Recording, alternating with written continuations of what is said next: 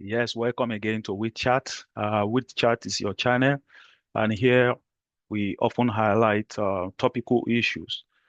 And previously, we've been talking on issues that pertain to governance, politics, and that is why on this particular episode, we'll be talking of something that is really very important, especially important to people from Africa, Kenya. So we'll be talking about um, the protests that have been happening in Kenya. We all know, like we say, most of us do know that there have been protests in Kenya. Kenyans have been protesting against their governments or policies of their government. So and I think it's good to kind of highlight what we might see as the gains and losses of that protest. But before we do that, I think it's also good to just kind of position uh, the ongoing protests in Kenya in a way that we can all know what has been going on there. So to put that into perspective, we all know uh, that the project in Kenya is all about finance bill, that is increase in tax. But this didn't just happen this year. The bill itself, which is called Kenya Finance Bill, all started sometimes last year, 2023, where the current government, uh, through the parliament, have been trying to put together a bill which was being kind of being considered to scale through and become a law in Kenya. But last year, the people actually spoke out and sort of expressed displeasure towards that bill. And I remember there was a protest then, but the protest was unfortunately led by one of Kenya's foremost politician, whose name by Raila Odinga. For so many of you, you would know that Raila Odinga is a very, very, very known name in Kenya. Very, very famous politician in Kenya. Is someone who has been contesting to be the president of Kenya for a very long time, unsuccessfully, even contested against the current president as well. So he led the protest against the bill last year, and I guess that's why the protest was not successful because the government must have kind of uh, tagged the protesters as anti the president.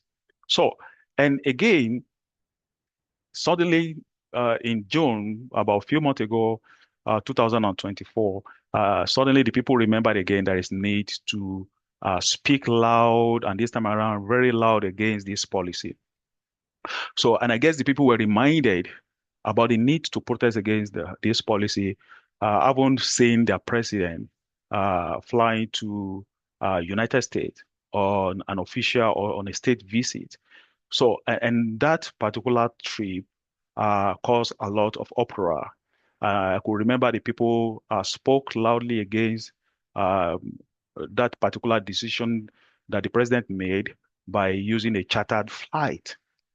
And the people said, the people reasoned that that would have been so much expensive, but the president came out to try to defend why a charter flight was used and try to explain that that was even most or largely taken care of by his friend or friends of government. But I guess that didn't go down so well with the people. And suddenly thereafter, the people started to consider a protest against the finance bill, which is was regarded as a Kenyan finance bill. So, and this time around, the young people, the young Kenyans, tagged the Gen Zs. So, because the protest was eventually called the Gen Z protest, with a lot of hashtags. The common hashtag that were being used was Reject Finance Bill 2024. So the young people on social media, on X, on Twitter, or former Twitter, TikTok, Instagram mobilize themselves to speak loud and clear against this bill. Because the essence of the bill, according to the government, was to first sort of consider increase in tax across a lot of business activities, which it was to kind of mop up revenue for the government. Because for some of us, know that Kenya is one of the most indebted countries in Africa. Most African countries are really so indebted, borrowing money from IMF, from intergovernmental agencies. And this time around, so the government of Kenya perceived that there is need to increase tax in order to be able, so that the government will be able to fund the finances of governance. So William Ruto, the president of Kenya, aided the bill, and which was passed by the Kenyan parliament. So, and when the people started to protest, which is the young people this time around, sometimes in about 18th of June, and that started in Nairobi, which is the capital, and to other cities across Kenya. So, and what spiked the the situation was the storming of the Kenyan parliament by the protesters. So the protesters went to the Kenya parliament, molested some of the parliament members, destroyed some of the items there, um, and even set part of the building ablaze or the properties ablaze. And that caused a lot of tension in the country, and which is one of the laws of that protest. And so, in responding to that, what seems to be a violent kind of uh, protest, so the government mobilized the security forces, the police on the streets, and people were killed, people were being shot, and a lot of protesters died. So, and that angered the protesters the more, and the intents of that protest went so huge across most cities in Kenya.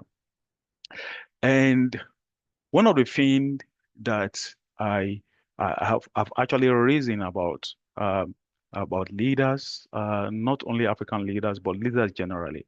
Uh, at times, leaders often come up with policies or policy proposal, and in most cases, I want to believe that they do have genuine intention to improve the livelihood of the people. But sometimes some of these policies might need to be tested. So the government might want to test the popularity of such policy. A policy like tax will need to be tested. I mean, government will want to see the response of the people towards it. If the people are really okay with it or not. And that's one of the good thing about protest, because protest is more or less kind of expression, or kind of it creates an atmosphere of expression to suggest people's opinion for or against a particular situation, and that was the case for Kenya.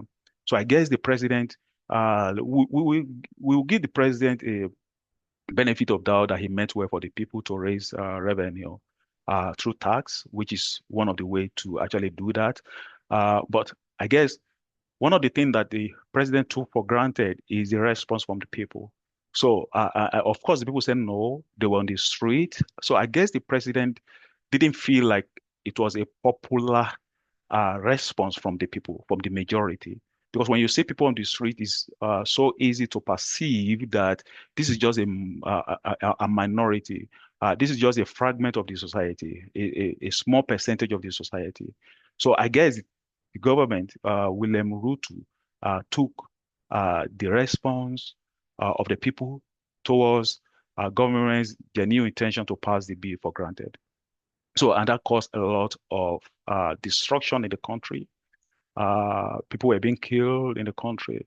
So, eventually, the government of William Ruto yielded to the call of the people. And I could remember him having a very strange, an African leader having a Twitter space or a Twitter meeting with the people, with the protesters online, live online. And I did listen to part of those conversations. And I could see people speaking to their president, you know, people speaking out, their anger, calling out the names of his parliament members that were deemed to be corrupt or acted in ways that doesn't go down with the expectation of the people. And one good thing that is good to highlight here is the response of President William Ruto. He might have not um, perfectly addressed the situation or done it in a way that is so convincing or in a perfect way, but if you happen to compare his response to most African leader, for some of us, will give him kudos. One, for listening eventually and having to have a platform to talk directly to the people on X. So he did that and he got feedback from the people, and that led to his decision to uh, actually dissolve his cabinet. So William Ruto dissolved his cabinet towards the end of June, and people were so happy with that as well. But that didn't stop the agitation of the protesters. People were so adamant. The protesters were saying, no, enough is enough to bad governance. And they continue to demand the accountability and the reform from the government. So the government did dissolve the covenant and went further, even before dissolving the cabinet. William Ruto actually listened to the people and said, okay, he's not going to assent to the bill. So right now the bill has been condemned. So the government actually decided not to assent to the bill. The government won't go further to do anything with the bill again. To a very large extent, I think that dows the tension. That speak loud that the president heard the people. So those are some of the kind of gains of that protest. You will see that eventually the people speak loud and clear. And of course, maybe probably it was late or not too quick response from the government, but the government did respond. And I guess the government of William Ruto must have learned so much from that. And there are so many losses attributed to life, property, and in so many things. And and and and and I think this is one of the things that both leaders and protectors in Africa will also need to learn from the protests that just uh, we can say ended in Kenya, how the people were able to galvanize themselves, the people were able to say no, or until government respond to our agitation, until government listen to our demands. They won't back out, so they were all on the street until government responded. Of course, in most cases, it is demanding, it takes times, it destroys businesses, sacrifices, even lives were being lost.